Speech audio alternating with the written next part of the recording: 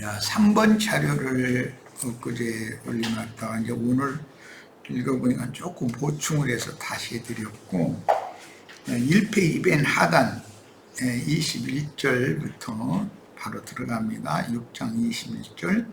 이는 곧 소원한 나시린이 자기의 몸을 구별한 일로 말미암아 여호와께 헌물을 드림과 행할 법이며, 이 말은 나시린의 소원을 한 사람이 나시린의 기한이 찬 경우에 이런 일은 제물을 이렇게 드려서 결례를 해라, 지금 그 말이에요.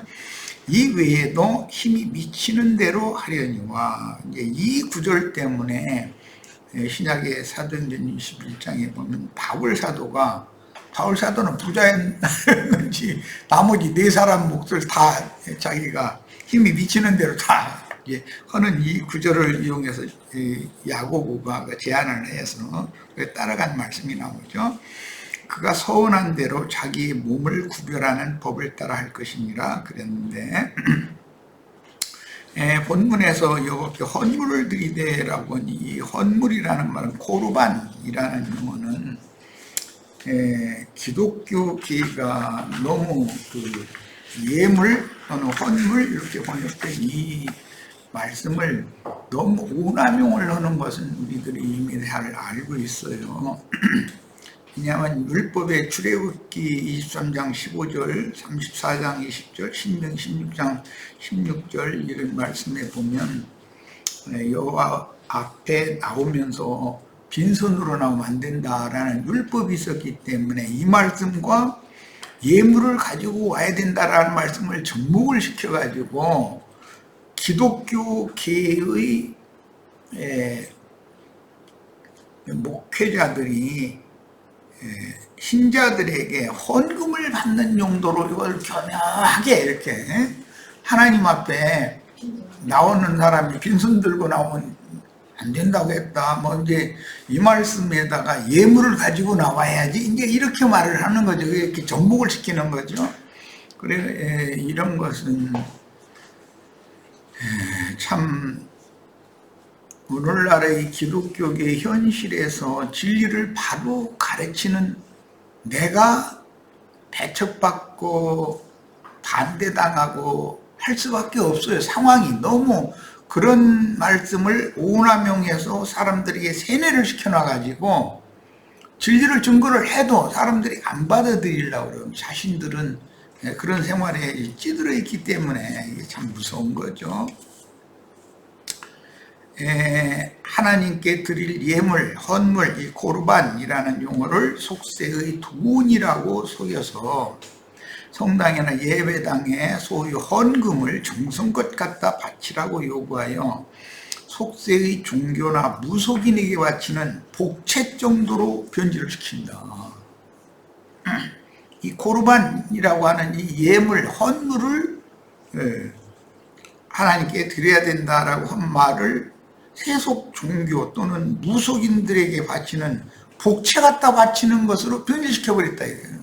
그걸 잘 갖다 바치면 이제 대신 하나님이 복을 준다 이제 이렇게 하는 거예요. 그런데 아니, 다 복은 받으셔야죠. 그런데 그 복이 세상에서 뭐 예를 들어서 뭐 100만 원의 예물을 그들의 용어로 100만 원의 예물을 냈으면 그게 최소가 30배라고 그러니까 그러면 3천만 원인가? 3천만 원이요? 3억이요? 나 잘 모르겠네. 숫자 계산이 안 돌아가요. 아니 이렇게 갖다 그러네. 900만 원인가 9천만 원인가 그러네. 이런 식이면 이건 안 된다는 거죠. 그런데 그런 말씀에 너무 이렇게 세뇌당해가지고 찌들어 있어. 거의 굳어져 있는 상태라. 이건 내 이제 경험인데, 그래도 자기네들만 구원받았다고 자부하고 있는 그 구원파의 어떤 그 목회자 이제 11조 헌금을 강요를 하는 걸 듣고서 내가 슬쩍 이제 얘기를 비쳤더니, 아이 막 나한테 막 화를 내가면서 막 저하고 나하고는 나이 차이만 해도 내 자식 같은 형 50대고 70대고 인데 그게 그 화낼 일이 아니거든. 그러냐고 한번 살펴보자 이래야 되는데 내가 뭐 그거 받지 말라는 것도 아니고 이런 거에 대해서 좀 잘 생각을 해봐야 된다. 이제 이 정도로 얘기를 했는데도 그랬단 말이에요. 그러면은 목회자의 사상이 그런데 그 예배당에 나오는 신자들은 당연히 그 사상이 찌들어 있다는 것을 알 수 있는 것이거든. 이게 정말 헌금과 관련되는 진리를 가르치기가 참 쉽지가 않다는 걸 내가 느낍니다. 우리 형제 자매님들은 성경이 말씀하신 헌물 또는 예물이란 복음을 믿은 나의 옛사람과 함께 십자가에 달려 죽임을 당하고 부활 승천하심으로 단번에 모든 율법을 완전케 하신 그리스도 예수이지 속세의 돈이 절대로 아니다. 성경이 말하는 예물, 제물, 뭐 헌물 이런 용어가 나오면 하나님이 받으시는 예물은 예수님을 말한다라는 것이 이게 진리가 밝아져야 되는 것이거든. 근데 그걸 속세의 돈으로 둔갑시켜 놓고 나서 한번 그걸 좀 생각을 좀 해봐야 됩니다 라고 얘기를 하면은 화를 내버려. 그럼 어떻게 하자는 거예요. 그런 말씀을 증거하는 것은 무조건 받기 싫다. 나와는 그런 사상을 가지고 있으면 대화가 안 된다 말이에요. 이제 이런 생각이거든. 참 어렵습니다 지금. 레위기에서 충분히 다른 말씀들이 계속 나오는데 번제물, 속죄제물, 화목제물, 수제물 이런 것은 긴 설명을 하지 않고 레위기에서 충분히 다뤘으니까 그냥 넘어가고 전제제물도 레위기 때 다뤘는데 3페이지의 전제물부터 보겠습니다. 번제, 속죄제, 화목제, 소제의 예물을 제단에 드려 제사하면서 고급 포도주 한 잔을 부어서 드리는 전제, 이걸 관제라고도 그러는데 관제 예물은 앞에 가신 주님이 생명을 부어드린 것과 같이 자신의 생명도 기꺼이 부어서 드리게 하신 하나님께 자신의 목숨을 바치는 것, 즉 순교를 다짐하는 제사예요. 셈족의 제사에는 반드시 제주라는 것이 밥만 차려놓고 국만 끓여놓고 과일 고기 이렇게 준설해 놓고 저러는 게 아니고 반드시 술을 따라서 올려야 되는 것이거든. 그런데 그것은 성경에서는 예수 그리스도께서 자신의 생명을 나를 위해서 우리 같은 모든 세상 죄인들을 대속하기 위해서 자신의 생명을 하나님 앞에 부어드린 것과 같이 그 큰 은혜를 입은 나도 주님과 주님의 나라를 위해서 나의 생명을 주님께 바칩니다. 그런 뜻으로 드리는 게 상징이다 하는 거예요. 수제와 전제로 바쳐질 제물을 열거한 15절 내용을 보다 쉽게 번역한 공동번역에는 또 고운 밀가루를 기름에 반죽하여 누룩 없이 과자 모양으로 만든 것과 기름을 발라 누룩 없이 만든 속빈 과자 한 바구니를 곡식 예물과 제주라고 그랬는데 이게 전제단 말이야. 좋은 술을 한 잔을 따라서 함께 바치는 것을 의미한 거예요. 자, 이제 민수기 6장 18절로 갑니다. 자기의 몸을 구별한 나시리는 회막문에서 자기의 머리털을 밀고 그것을 화목제물 밑에 있는 불에 들키며 그랬는데 서원한 기간이 종료된 나시리는 율법적인 각종 헌신에 대한 의무가 끝났음을 공식적으로 나타내기 위한 표로서 머리털을 자르며 나시린의 서원을 한 사람은 머리를 기르는 거였죠. 이제 그 서원 기한이 끝났다 하면 머리털을 길렀던 머리털을 자르는 것은 또 하나의 표시가 된다는 거죠. 율법에 정한 헌물 예물을 성전의 제사장에게 바쳤고, 화목제물이 타는 모든 기본 제사, 5대 제사, 기본 제사의 마지막 제사는 항상 화목제사죠. 그런데 화목제물이 타는 놋금을 위에 숯을 올려놓게 타는 벌겋게 불단 그 숯불을 올려놓고 그 위에 걸려있는 석쇠 위에 고기를 놓고 사르는 것이 이제 제사법인데, 그 놋금을 숯 위에다 직접 넣는 거예요. 이것은 다른 고기 제육들은 놋쇠에 이렇게 걸쳐 놓잖아요. 그런데 이 머리카락은 숯불 위에다가 바로 태우는 그 이치를 생각을 하시는 거예요. 오늘 내가 좀 보충한 말씀이 요한복음 8장 말씀을 보충을 했는데, 요한복음 8장 31절로 59절을 인용을 했지만 36절까지 일단 보시고 마지막 절 그거 다 읽으면 좋은데 마지막 절 한번 보겠습니다. 그러므로 예수께서 자기를 믿은 유대인들에게, 예수를 믿지 않는 유대인들에게만 박해를 당하고 배척당한 것이 아니라는 거죠. 중요한 건 예수를 믿은 유대인들한테 배척을 당하고 박해를 받는 이야기예요. 이건 굉장히 비밀스러워요. 오늘날 세상 사람들은 우리가 사실은 박해를 기독교인들이 박해하는 것 같은 박해를 하지도 않아요. 지나가는 아저씨 아주머니들, 시장에서 장사하는 아저씨들 열심히 성실하게 사느라고 그러는데 그분들이 나를 괜히 대적하고 박해하고 그럴 일이 없잖아요. 오히려 그분들한테 전도를 하는 기독교인들이 우리 형제 자매님들을 배척하는 것이죠. 이런 경우도 하는 거예요, 지금. 자, 그래서 예수께서 자기를 믿은 유대인들에게 이르시되 너희가 내 말에 거하면 참으로 내 제자가 되고, 이렇게 말씀하실 때 참제자 얘기가 나왔으니까 거짓 제자가 당연히 있다는 것이 전제가 되는 거죠.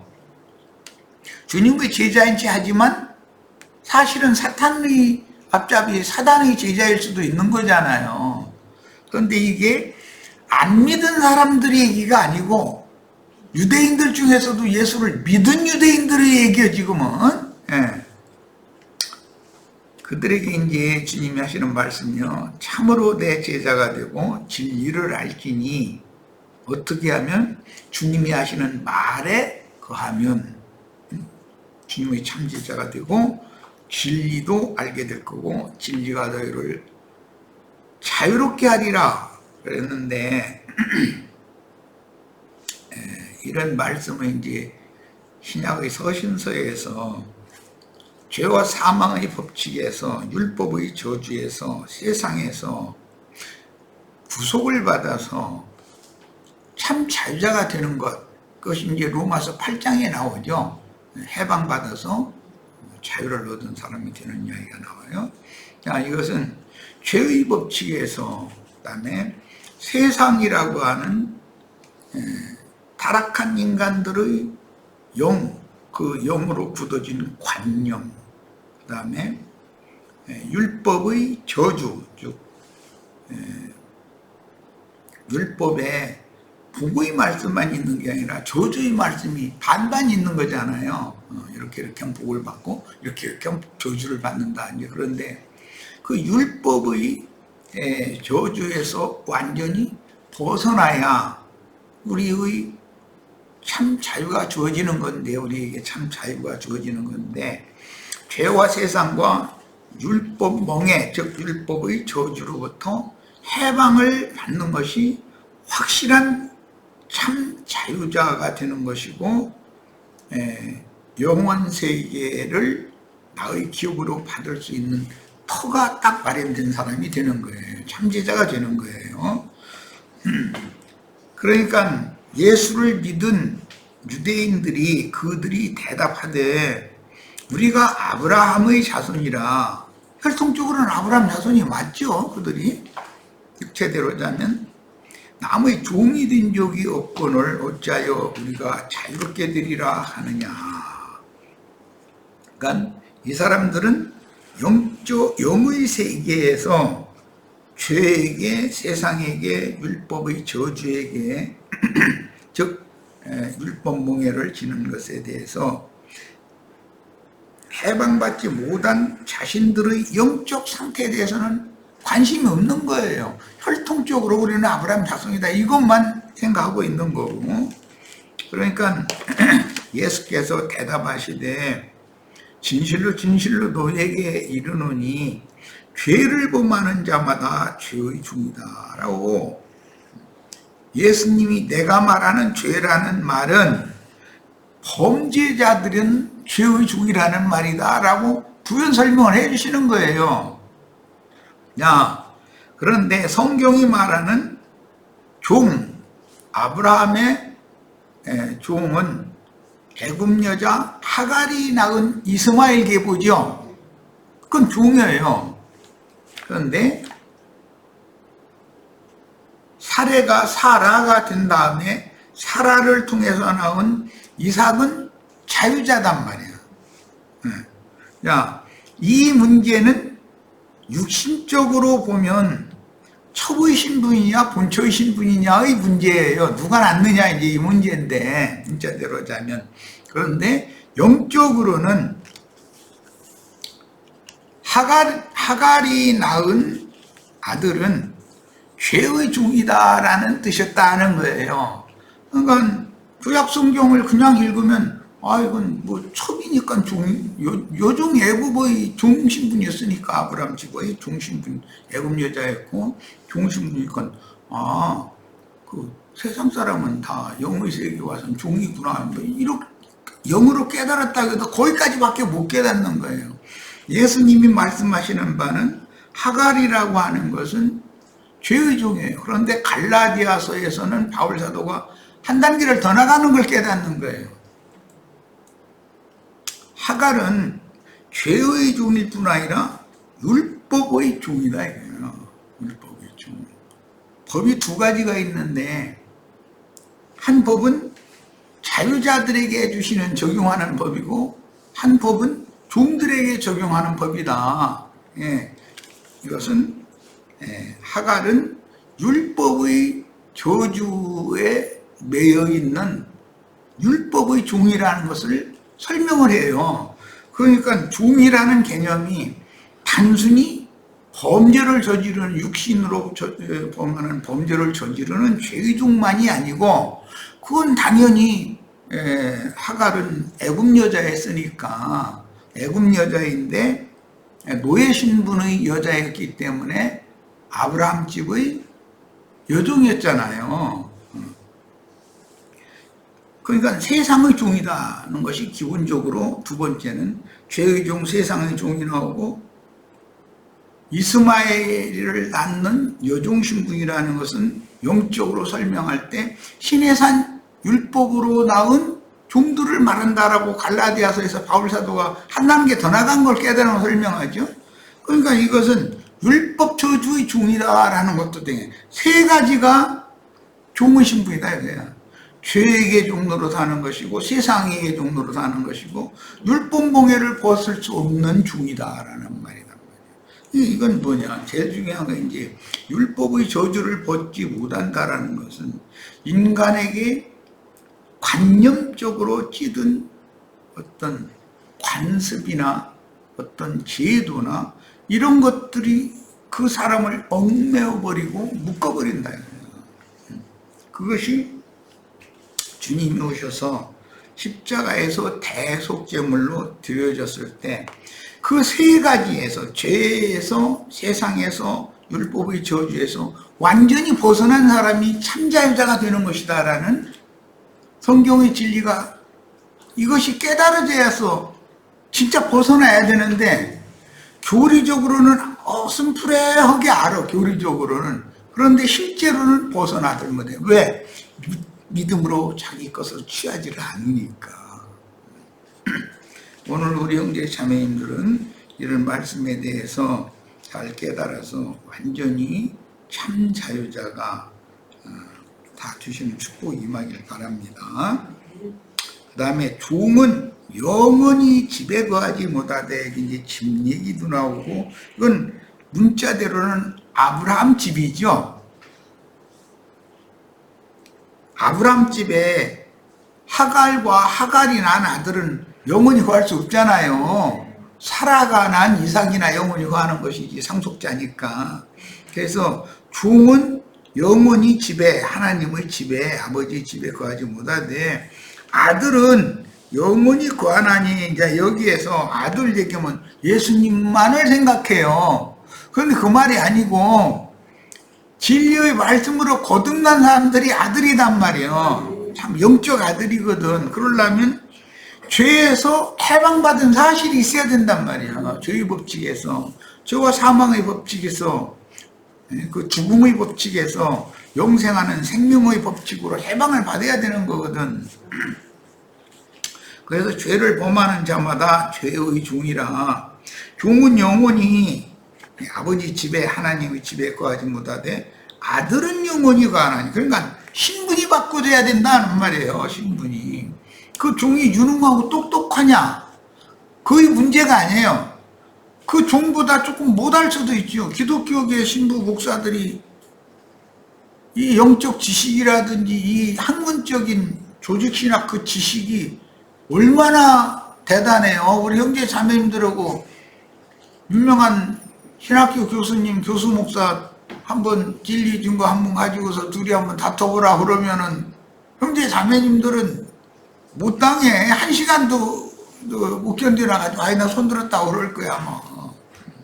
그 사람들이 얼마나 이론적으로 논리적으로 많은 지식을 가지고 있어요. 훨씬 유능해. 그런데 문제는 여전히 종이라는 거라는 거예요. 그들 스스로가 그래. 주의 종에게 막 주의 종한테 함부로 오지 말라고 자꾸 자신들이 주의 종이라고 그래. 아니, 그래서 나는 목사가 되면 종일 수 있고 그리스도인이 되면 아들이니까 주님의 형제가 돼야지 목사가 되는 것이 그게 성경의 진리에 있어서 생명의 이유를 모르는 사람들이 하는 그런 말들 아니냐. 목사라는 용어가 성경에, 신부라는 용어가 있지도 않다. 그러면은 이제 이거 가지고 또 아까 그 11조 헌물 얘기 때문에 또 어떤 형제 출신이 목회자가 그냥 화를 낸 것처럼 기독교의 어떤 유명한 목사한테 성경에 목사라는 용어 자체가 없으니까 목사는 스스로 그것은 하나님의 집의 일꾼일 뿐이지 아들의 신분이 아닐 수도 있다. 이렇게 하면 화만 내려고 그러지. 그게 이치가 왜 그러냐라는 것을 한번 대화를 해보고 자기가 뭔가를 성경의 진리에 대해서 이 생명의 법칙에 대해서 깨달은 것이 좀 부족하면 그 면에서는 내가 아직 이제 교리적인 거, 신학적인 거 이건 공부를 많이 했고 박사학위도 받고 그랬지만 이 생명의 이율, 생명의 법칙에 관해서는 내가 너무 생각이 너무 미치지도 못했고 전혀 이건 생각도 안 해봤다. 이래가면서 딱 돌아서야 그게 회개하고 돌이킨 사람이잖아요. 그런데 이런 말을 무조건 하고 거부하려고 그러지 생각을 다시 해보려고는 여유가 없단 말이에요. 마음의 여유가. 왜 그래요? 대대로 그들이 그 율법사, 서기관 이런 사람들한테 세뇌당한 것이 굳어져 있기 때문에 이런 진리 증거를 들으면 마음을 열고 한번 더 들어보자. 내가 지금 그러면 나의 신앙이, 나의 믿음이 다른 믿음이 아니고 혹시 다른 믿음, 성경에 다른 믿음이라는 말도 나오고 귀신의 믿음이라는 말도 있으니까 혹시 내가 혹시 귀신의 믿음으로 지금 이러고 붙들고 있는 거 아니야 하고 한번 생각해 봐야 되잖아요. 그런데 자기는 믿음이 너무 좋은 사람이고 가장 정확하고 다른 사람을 가르쳐서 구원시켜야 되는 그런 믿음을 가진 사람이라고 아주 그냥 철석같이 믿고 있는 상태에서는 이런 말씀이, 그래서 내 말이 너희 속에 있을 것이 없으므로 너희가 나를 죽이려 하는도다, 이 말씀이 그대로 오늘날도 그대로 적용이 된다는 거예요. 그러니까 그러므로 아들이 너희를 자유롭게 하면 너희가 참으로 자유로우리라. 그러니까 여기 참으로 자유로우리라 라는 말은 우리가 남의 종이 된 적이 없고 우리는 자유자에게서 난 아브라함 자손이다 이제 이러는데, 그들은 아직 참자유라는 예수님이 말씀하시는 이 말이 이해가 안 된다는 말이잖아요. 오늘날 목회자들이나 예배당에 열심 내고 다니시는 그런 분들한테 그렇게 그냥 관념이, 조직신학의 그 관념이 찌들어 버린 사람들한테 참자유에 대해서 어떻게 생각하는지 한번 질문해 보세요. 그들이 뭐라고 답변하는지. 그러니까 이마만큼 죄에 대하여, 세상에 대하여, 율법몽에, 율법의 저주에 대하여 자신들이 매여있고 묶여있고 갇혀있다라고 하는 의식이 너무 없다는 거예요 지금. 그러니까 그 사람들은 구원을 받을 방법이 없는 거예요. 그래서 나오려고는 안 하니까. 일본이 히로시마에 원자폭탄이 투하되니까 천황이 항복해버렸잖아요. 그러면 조선 전역이 다 해방을 받은 거예요 이제. 일본군은 다 물러갈 거고. 그런데도 일본군한테 뭐 독립운동 뭐 한다고 하다가 잡혀 들어가가지고서 감옥에 갇혔어. 이제는 저 일본 천황이 항복해가지고 해방받았다 그러면 안 믿으려고 버려. 그럴 리가 있냐고 지금. 그리고 형무소 소장이라는 작자 자체가 자기네 천황이라는 작자가 붕괴적으로 항복을 했는데도 그럴 리가 있느냐고 의심을 한다 이거예요. 우리나라 그 6.25 전쟁을 지금 종결을 한 상태는 아니고 아직은 이제 휴전 상태인데, 그 휴전 조약을 서로가 체결하자고 합의가 됐어. 그리고 나서 중공군 대표, 북한군 대표, 미군 대표, 한국 국군 대표는 참여할 자격도 없고 이렇게 셋이 모여서 서로 조인하자고 이렇게 하는데, 서로가 조건이 상대방 요구하는 것이 너무 많다 보니까 시간이 길게 끌어가는 거예요 이제. 그러니까 그 사이에 우리나라 이승만 씨는 북진 통일을 해야 된다고 막 북으로 올라가라고 그냥 막 전쟁을 독려하고, 그러다 보니 여기 지금 최전방 지역, 휴전선 이 지역은 고지를 하루에도 2번, 3번씩 주인이 바뀌었다는 거예요. 어떤 산봉우리 하나 뺐는데.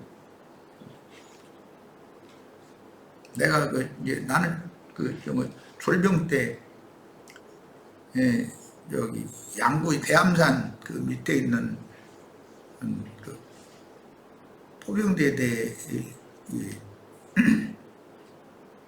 자재배치를 받았는데 거기에서 상등병 때까지 거기서 근무하다 이제 병장태에 3군단 지역으로 이렇게 부대가 이동을 하는 바람에 여기 인제 쪽으로, 희월리 쪽으로 와서 이제 제대를 했는데, 그 대암산 밑에 보면은 아래에서 저기 한 8분흥선, 9분흥선에 보면은 그 전투호가 쭉 파 있거든.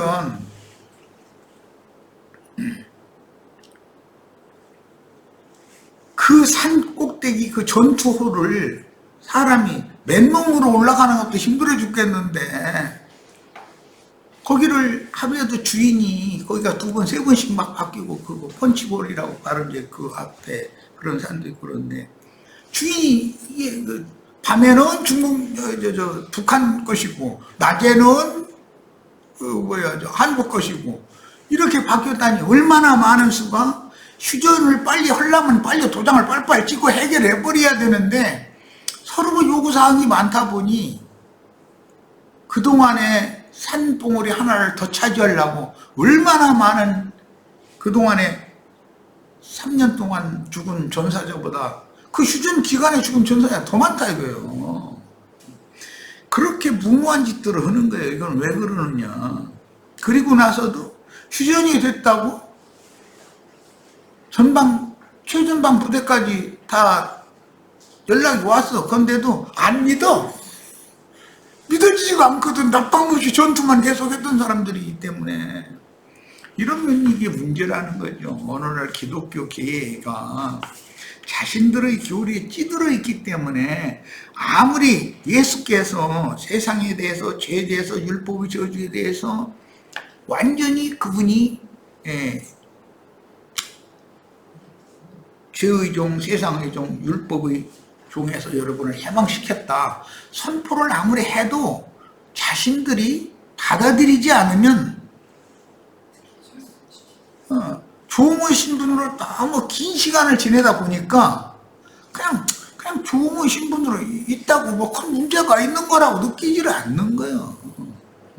대한민국이라는 이런 명실상부한 자주국가로 독립을 한다라고 하는 것이 저 머리가 트인 사람들, 지식인들 여튼 그것을 지향하고 그것을 위해서 모든 걸 다 바치고 그러지만 그 웬만한 사람들은 통일이 돼도 그뿐이고 안 돼도 그뿐이고 뭐 이거거든.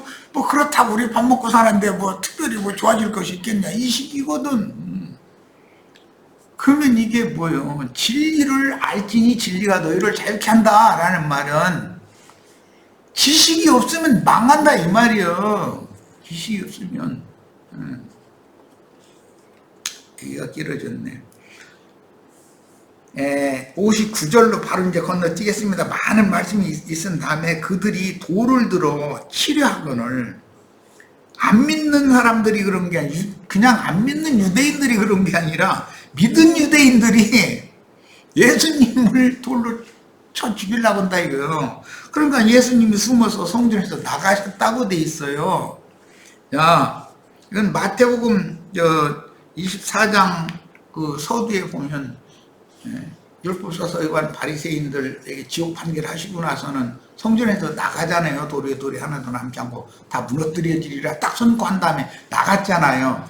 이제 그런데 예수님이 유대인들의 성전에 와서 말씀을 선포를 하시고 나서 안 믿어. 일본이 항복했는데도 안 믿어. 휴전 조약이 이제 정말로 진짜 도장 찍었어. 그런데도 적군도 그러고 아군도 그러고 안 믿어 이거. 안 믿어. 그래서 계속 조금 쓰는 거야. 그럼 되냐 이거요. 그런데 예수님이 성전에서 이제 나갔다고 돼 있는데 그 성전의 실체이며 성전의 주인이신 예수께서 성전에서 자신을 박해하는 자들을 피해서 성전을 떠나시면 이미 구약 성경의 예언에 베델이 백아벤이 되게 하는 날이 온다라고 예언이 돼 있어요. 이게 이 날이단 말이에요. 이제 예수님이 성전에서 떠나가시면 그 성전이라고 하는 곳은 귀신들의 처소, 귀신들의 집이 되는 거지 그 하나님의 집이 아니다 이거예요.